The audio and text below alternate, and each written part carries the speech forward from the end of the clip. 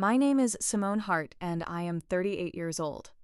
14 months ago, I finished 18 weeks of chemotherapy for stage 3 breast cancer. Alone, which is to say that my husband drove me to every infusion and sat in the chair beside me every time. And my two closest friends took turns covering the weeks he could not. And not one member of my family of origin came to a single appointment, called during a single treatment, or visited the house once in the 4.5 months I was in active treatment. Not my mother.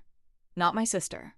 Not my brother. I sent the diagnosis in a group text in March because my oncologist had told me clearly that I needed a support network, and I was doing my best to build one from the people I had. My mother replied with a prayer hands emoji. My sister said she would light a candle. My brother did not respond for 11 days and then sent a message that said he was sorry to hear this and that he hoped I had good doctors. I did have good doctors. My oncologist, a woman named Dr. Anita Voss, who has the specific and focused kindness of someone who has decided that precision and warmth are not opposites, had been treating me since February and knew my case the way good doctors know cases, by the accumulation of detail, by the particular way one piece of information changes the meaning of another. She also knew because I had told her about my family. She is the one who handed them the letter. Before I tell you what the letter said, please take a moment to like and subscribe. Drop your city and your local time in the comments. I read everyone. Now, let me take you back 30 years to a house in Decatur, Georgia, and explain why the people who should have been in that infusion chair were somewhere else entirely. The house I grew up in on Ridley Street in Decatur was a 3-bedroom brick ranch that my parents bought in 1981 and have lived in without interruption since, which means that the wallpaper in the hallway has not been changed in 43 years, and the carpet in the back bedroom is the same carpet I fell asleep on as a child, and that my sister's children now fall asleep on when they visit, which they do regularly, which my children do not, which is a fact I will return to. My father, Gerald Hart, worked for the city water department for 31 years and retired at 62, with a pension and a plaque and a reputation among his colleagues for being the most reliable person they had ever worked with, which is a reputation I find both accurate and specific, because my father's reliability was real, and it was total, and it was directed almost entirely outward, toward his employer and his church and his neighbors and his community. And what was left over when all of that was satisfied was distributed among his family in whatever quantity remained, which was sometimes generous and sometimes not very much at all. My mother, Louise, taught 4th grade for 26 years. She is a woman of genuine intelligence and genuine faith and a specific kind of emotional management that I spent my childhood mistaking for strength and my adulthood understanding as distance, the way you can know the difference between two things intellectually and still feel the original confusion in your body when you are lying in a hospital chair with a needle in your arm. I am the middle child. My sister Renee is 4 years older. My brother Calvin is 3 years younger. In a family where the distribution of parental attention follows the gravitational pull of the most immediate need, the middle child either becomes invisible or becomes the one who makes herself useful. And I made myself useful with the specific efficiency of someone who understood early that useful to was the closest available approximation of loved. I got good grades without being asked. I did not require intervention during adolescence. I left for college at 18 on a scholarship, which my parents mentioned to their friends for a year, and which they did not attend the graduation ceremony. Because Calvin had a baseball tournament that weekend and he was being scouted. And the scout only came once. I understood. I told myself I understood. I went to the ceremony with my roommate's parents, who had driven 14 hours for the occasion, and who took us both to dinner afterward, and who cried when I walked across the stage. And I received all of that warmth graciously, and I put it somewhere useful, and I did not call home that night. I want to be precise about Renee and Calvin, because they are not villains, and the story does not work if you think they are. Renee is 42, and she is a dental hygienist, and she has 2 daughters and a husband named Max, who coaches youth soccer and who is by all accounts a decent and involved person. She lives 20 minutes from my parents' house, and she has Sunday dinner with them almost every week, and she is, by the accounting that families do of these things, the good daughter, the present one, the one who showed up. And I want to be clear that showing up to Sunday dinners is a genuine thing, and I am not dismissing it. Calvin is 35, and he works in insurance, and he lives 40 minutes from Decatur, and he has a son, and he calls my parents every few days, and he is also present in the way that Renee is present, which is geographically and routinely, and I moved to Chicago at 27 for my husband's job, and I have been geographically absent for 11 years, and I have made peace with the ways that absence is real and the ways that it is used as explanation for things it does not actually explain. There is a difference between being far away and being treated as though you do not exist. I know both, and I know which one I was living in during the 18 weeks of my treatment. I was diagnosed on a Thursday in February. I was 36 years old. My husband, whose name is David and who is, without qualification, the most reliable person I have ever known in my personal life, came with me to the appointment where Dr. Voss told me what the biopsy showed, and he held my hand in the parking lot afterward, and did not say that everything was going to be fine, because he understood that saying that was not what I needed, and that what I needed was for him to be there, and he was there. I called my parents that evening. My mother said she would pray for me. My father said he was sorry and that I should listen to my doctors. I said I would. There was a pause of about 4 seconds in which I waited for something, though I could not have named precisely what I was waiting for. And then my father said that he would let the church prayer chain know, and I said thank you, and we said goodbye. I texted the group chat the following day because calling each person individually had a specific energy cost I did not have yet, and also because putting it in writing felt like documentation. And I am a person who has come to believe in documentation the way some people believe in prayer, not instead of it, but with the same understanding that certain things need to be made concrete and kept. The prayer hands emoji came 4 minutes after I sent the message. The candle came from Renee 12 minutes later. Calvin's response came 11 days after that. I marked the date. February 28th. 11 days. I do not say this to indict him exactly. I say it because 11 days is a specific and documentable amount of time.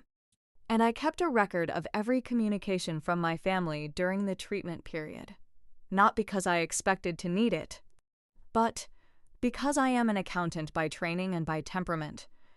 And I do not know how to live through something significant without creating a record of it. By the time treatment ended in July, the record consisted of a notes file on my phone, 47 entries, the dates and times and content of every message and call received from Renee, Calvin, and my parents combined. The total was 47 items over 18 weeks. I did not count David's support, because David's support was not a list, it was a continuous fact. The same way the floor is not an item you list because it is simply there. The 47 items included texts, which were the majority. They included 4 phone calls, 2 from my mother and 2 from Renee, all of them brief, all of them featuring the phrase "we are thinking of you," which is a phrase I have come to understand as the verbal equivalent of a prayer hands emoji. A sincere expression of goodwill that requires nothing further and carries no commitment to action. They included 2 cards, both mailed late enough that I received them after the infusion they referenced had already occurred. They did not include a single visit. Not one. Chicago is a 5-hour drive from Decatur. It is a 2-hour flight.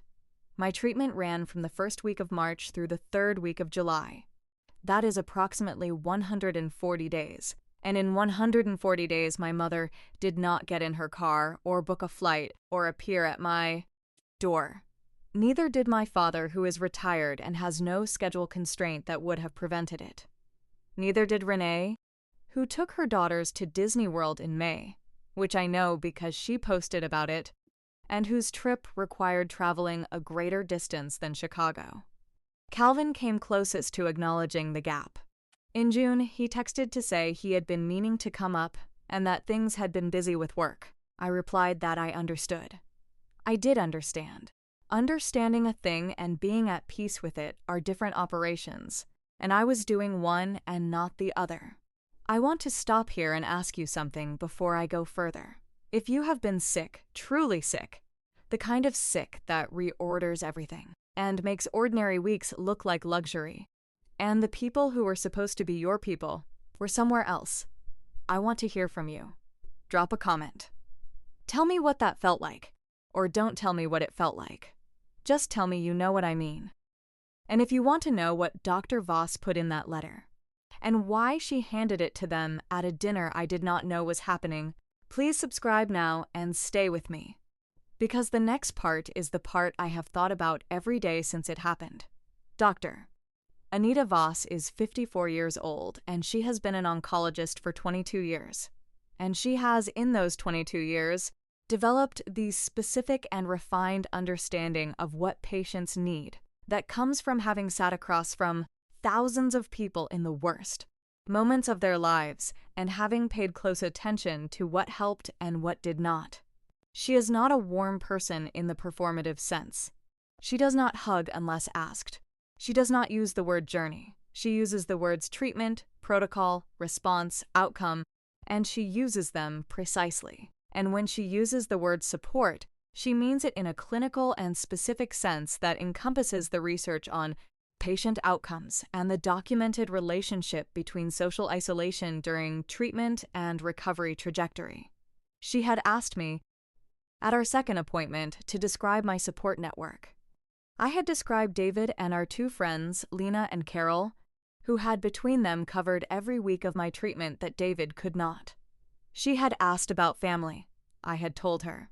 She had written something in her notes. I did not ask what she wrote. I continued with treatment. In June, 8 weeks before my final infusion, Dr. Voss asked me at the end of an appointment whether I had plans for what she called the post-treatment period, which is the time after active treatment ends, when the structure of appointments disappears, and patients are often surprised by how difficult the absence of that structure can be. I said I had David and I had Lena and Carol, and that I had a therapist I had been seeing since March. She nodded. She said that she had a question for me, and that I should feel free to decline to answer it. I said all right. She asked whether my family's absence during treatment had been a surprise to me, or whether it had confirmed something I already knew. I was quiet for a moment. I said it had confirmed something I already knew, but had never had confirmed quite so completely or quite so visibly. She wrote something in her notes. She asked whether I would object to her writing a letter. I asked to whom. She said to my family. I asked what kind of letter. She said a clinical letter, a factual account of what my treatment had required and what had been provided by my support network and what had not been provided, written in her capacity as my physician, without editorializing, just the facts of the case as she understood them from my chart and from our conversations. I sat with that for a moment. I said I did not object. She said she would not send it without showing it to me first. I said I trusted her. She said she appreciated that and that she would be in touch. The letter arrived in my email 4 days later. It was 3 paragraphs. The first paragraph identified Dr. Voss, her credentials, her practice, and her role as my treating oncologist. The second paragraph described my diagnosis and treatment in clinical terms, the stage and classification of the cancer, the chemotherapy protocol, the duration of treatment, the frequency of infusions, the documented side effects I had experienced, and the support requirements that my treatment had entailed, with specific reference to the research literature on patient outcomes and the role of social support in recovery. The third paragraph noted, without commentary, that during my 18 weeks of active chemotherapy treatment, the support provided by my family of origin had consisted of digital communications totaling fewer than 50 individual contacts over the treatment, period, and that no in-person visits from family members had been recorded, and that this gap had been noted by the treatment team as a factor relevant to my overall well-being. It did not say they had failed me. It did not use the word neglect. It simply stated what had happened and what had not happened in the same register that a physician uses to describe a test result or a medication dosage: factual, documented, true. I read it twice. I called doctor Voss and told her it was accurate. She asked if I approved it for sending. I said yes. She said she would send it by certified mail to each family member individually. I said that was fine. I did not ask when. I did not track the delivery.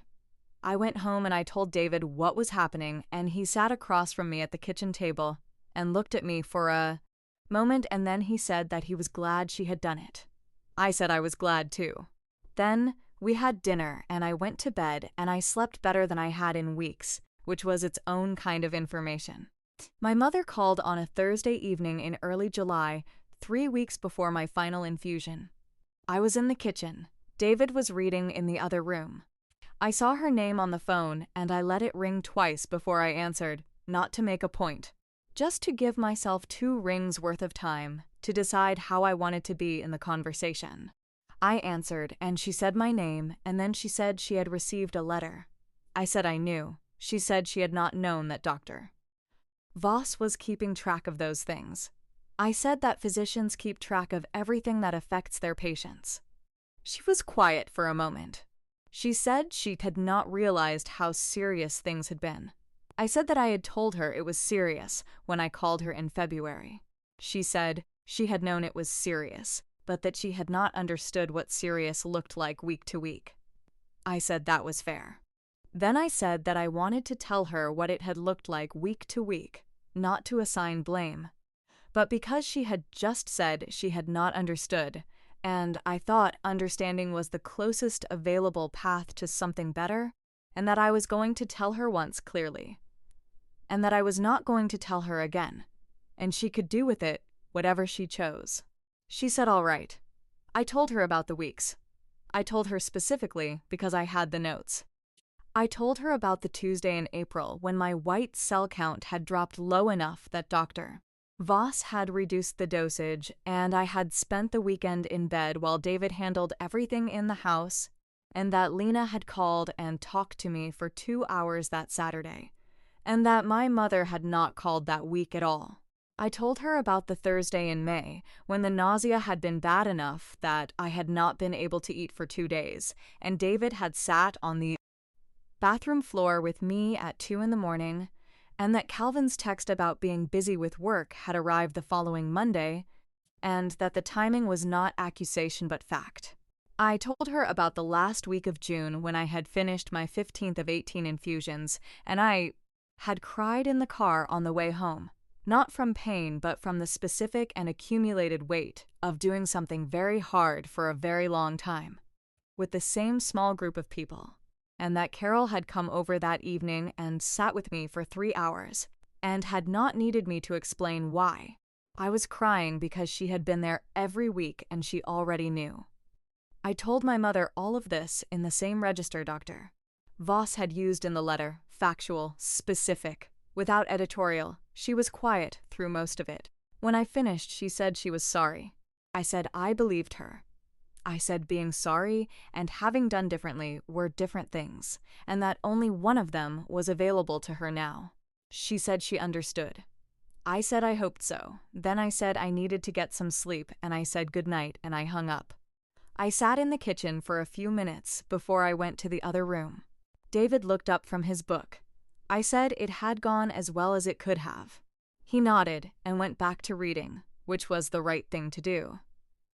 Before I tell you what happened in the months after those calls, I want to pause here. If you have ever had to explain to someone why their absence during the hardest time of your life was the wrong choice, if you have ever had to say the thing once, clearly, and then wait to see what the person did with it, I want you to know that I understand the particular exhaustion of that conversation. Drop a comment if you know what I mean. Tell me where you are in it. And please subscribe if you have not already, because What I am about to tell you about what my family did afterward is the part that I think will stay with you. Renee called 2 days after my mother. I had been expecting her call the way you expect whether you have been watching Gather for days. The exact shape of it was uncertain, but the arrival was not. She said she had received the letter. She said she wanted to talk.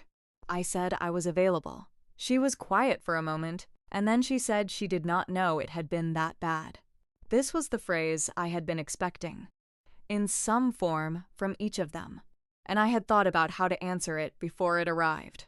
I said that I had told her it was serious in February, and that serious was the word I had used.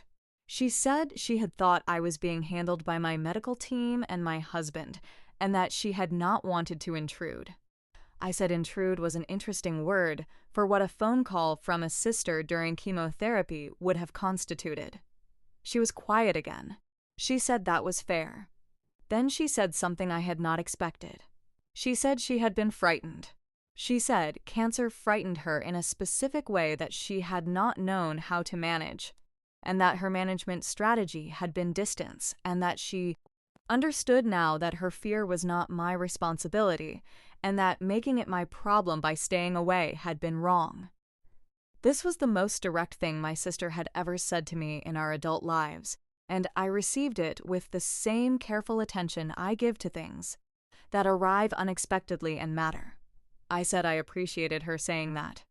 I said I needed her to understand that I was not in a position to absorb her fear on top of my own treatment going forward, that if there was a next time, and we both hoped there would not be. But I was a realist. I needed her to find a different strategy. She said she understood. I believed her more than I expected to. Not completely, but more than I expected. Calvin called 4 days after Renee. His call was the shortest. He said he had received the letter and that he was ashamed of himself. He used that word, ashamed. I said that was a significant word. He said he meant it. He said there was not a good explanation for 11 days and no visits, and he was not going to offer one. I said that was the right decision. He asked if he could come to Chicago. I said I was finishing treatment in 3 weeks, and that I would like him to come after. When the structure of the medical appointments had ended, and the quiet had started, which was when Dr. Voss had told me people tended to need support the most and get it the least. He said he would come in August. He came on the second weekend of August, and he stayed for 3 days, and he helped David repaint the back bedroom, and he took us to dinner on Saturday night. And he did not ask me how I was feeling, in the way that people ask how you are feeling when they want to be reassured that you are fine. He asked me specific questions about what I needed, and he listened to the answers. It was the most time I had spent with my brother in 11 years. It was not enough to make up for 11 years, and it was not nothing. I held both of those things at the same time, and I let them both be true. My parents flew to Chicago in September. I want to say that again, because the verb is the important part. They flew. My father, who had never flown in my memory, who had driven to every destination his whole adult life because he mistrusted airports and because he had time, booked 2 round-trip tickets on a Tuesday and appeared at my front door on a Friday afternoon with my mother and a bag of food my mother had packed, because she did not trust that I was eating enough, which was not accurate but was a form of love I recognized and accepted. They stayed for 4 days. My father fixed 3 things in the house that David had been meaning to fix and had not gotten to. Not because David is not capable, but because David had been managing everything else, and the minor repairs had stayed minor and waited. My father fixed them without being asked because he is a man who sees what needs doing and does it, and this is the quality that made him reliable at his job for 31 years, and the same quality that had, at a distance of 700 miles, meant nothing to me during treatment, and that in my kitchen and my bathroom and my back hallway meant something specific and practical and real. My mother cooked. She cooked for 2 days and filled my freezer with things I could eat easily, and she organized my kitchen while she cooked, and she did not ask me for permission to organize it because she is my mother. and she does not think of kitchens as requiring permission, which is a quality that would have irritated me at a different time, and which during that particular weekend, I simply let happen because it was care. In the form she knew how to give it, and I was no longer interested in refusing care on the grounds that it did not arrive in the exact form I would have chosen. On the third night, after dinner, my father and I sat in the back room while David and my mother did the dishes, and my father said, without looking at me, that he had not understood what was being asked of him in February, and that he understood now. I said that was a start. He said he wished he had understood in February. I said I wished he had too.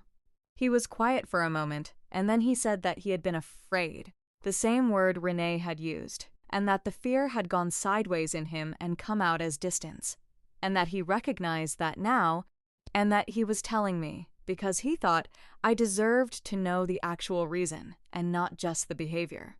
My father is a man who says things plainly when he finally says them. This was one of the plainest things he had ever said to me, and I sat with it for the length of time it deserved. Then I said that I was glad he had told me, and that I was not going to tell him it was all right because it was not exactly all right, but that I was glad he was here now, and that here now was something I could work with. He nodded. He looked at his hands. He said he was proud of me, not for getting sick, he said, with the small, dry humor of a man who had been a city employee for 31 years and who knew the difference between the thing you say and the thing you mean.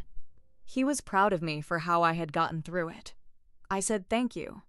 We sat there for a while listening to the sound of David and my mother in the kitchen, the particular domestic music of two people cleaning up after dinner. And it was not everything I had wanted from my family during the worst 18 weeks of my life, and it was not nothing. And I had been sitting with that particular accounting long enough that I had gotten reasonably good at it. I finished treatment on a Tuesday in the third week of July. Dr. Voss shook my hand at the end of the final infusion, which was not something she did routinely, but which she did that day. And she said that I had done well, and that my response to treatment had been strong, and that she would see me at my 3-month check. I thanked her. I thanked her specifically for the letter, which I had not thanked her for before because it had felt like the kind of thing that did not require thanking. The way you do not thank someone for being accurate. She said she had written similar letters before. Not often, but when the situation seemed to call for it, and that in her experience, the letters did not change people who were not capable of changing. And they did occasionally clarify things for people who were. I asked her which category my family had been. She said she thought that remained to be seen, which was the most honest answer available, and the one I most respected. She was right that it remained to be seen. What I can tell you from 14 months of distance is that it has been seen partially, in the ways that people show themselves partially, in the phone calls that come more regularly now, and the visit that happened in September, and the one that Calvin and his family made at Christmas, and the texts from Renee that have more specific content than they used to. Less prayer hands and more actual questions about actual things. It is not a transformation. It is a shift. A shift is not nothing. I want to say one more thing about Dr. Voss and the letter, because I have thought about it more than I have thought about almost anything else in the past 14 months, and I want to be accurate about what it was and what it was not. It was not a weapon. I want to be clear about that, because when I tell this story, people sometimes assume that I had been building towards some kind of confrontation, that I had been waiting for the right moment to deploy something, that the letter was the culmination of a plan. It was not. It was a physician doing what physicians do, which is assessing the full picture of a patient's situation and responding to what they find. Dr. Voss had been watching me manage 18 weeks of treatment, with a support network that was smaller than what the research recommended, and she had the documentation to describe exactly how small, and she made a clinical judgment that describing it factually to the people who could have made it larger was within her role as my doctor. I approved it because I believed she was right, and because I was 37 years old, and I had run out of the specific energy that is required to continue not saying the true thing, in the hope that not saying it will preserve something worth preserving. What I understood in June, in the appointment where she asked her careful question and waited for my answer, was that the thing I had been trying to preserve by not saying it was already gone. The relationship I had been protecting by staying quiet was the relationship where my family of origin did not fully see me, and protecting that relationship required me to continue not being fully seen. And I had just spent 4 months being as visible as a person can be, sick and present and documented and real, and they had looked away anyway, and there was nothing left to protect by staying quiet. So I did not stay quiet. Or rather, I let Dr. Voss be precise on my behalf, which is its own kind of speaking. And then I had the conversations that followed with my own voice in my own register, plainly once clearly. And then I waited to see what they did. My 3-month check was in October, my 6-month check was in January, my 12-month check was in July of this year, and it was also clear, which is the word I will keep using because it is the word Dr. Voss uses, and I trust her vocabulary. At the October appointment, she asked how things were with my family, and I told her about my parents' visit in September and my brother's visit in August and the ongoing shift in Renee's communication. She listened and she said she was glad to hear it. I said I wanted to ask her something and she said go ahead. I asked whether she had expected the letter to produce the result it produced. She was quiet for a moment, the specific quiet of someone who is deciding how honest to be, and then she said that she had not expected a particular result. She had not written the letter to produce a result. She had written it because, in her judgment, the facts of my situation deserved to be stated clearly to the people who were part of those facts, and that what people did with clearly stated facts was their own business and beyond her ability to predict or control. She said she had been a physician for 22 years, and she had learned that outcomes were influenced by information, and that withholding information from the people who needed it rarely served anyone well. I said that's like something she said to patients about their diagnoses. She said it was the same principle. I nodded. She moved on to the scan results. That was the end of the conversation about the letter, and it was exactly the right amount of conversation to have about it, and we have not discussed it since. What I know, 14 months after the last infusion, is this. The cancer is in remission. My check with Dr. Voss 6 weeks ago was clear, which is the word she used, and I have been writing it in my notes file. Clear, because I am an accountant by temperament and I still keep the record. David and I took a trip in October to a place we had talked about going for years and had not gone because waiting for the right time is a strategy I have retired. Lena and Carol and I have dinner every 2 weeks, and I have stopped feeling like I owe them something for what they did during treatment, and started feeling like the dinners are just what we do, which is what they always were. I just could not feel it clearly when I was in the middle of everything. My family is something I am in a different relationship with now. Not a new relationship, not a repaired one exactly, but a more accurate one. I know what they are capable of, and what requires scaffolding, and I have arranged things accordingly, the way you arrange a structure, not according to what you wish it could bear, but according to what you have tested it to bear. That is not a diminished thing. It is a realistic thing, and a real one. I am still the middle child, and I am still in Chicago, and the distance is still the distance, but the distance has different content. Now it has the content of people who received a 3-paragraph letter from my physician and did something with it, slowly, imperfectly. But something, and that is more than I knew to ask for in February when I sent a group text and received a prayer pans emoji and started keeping a list. If you are in the middle of something hard, and the people who are supposed to be there are not there, I want you to know that documenting it is not a small thing. It is not pettiness, and it is not revenge. It is a record of what is true. and truth has a way of becoming useful at the moment you least expect it. Tell me in the comments what you are carrying. Tell me what your list looks like. And if this story found you at the right time, please share it with someone who needs it. Subscribe if you have not already, and check the link in the description.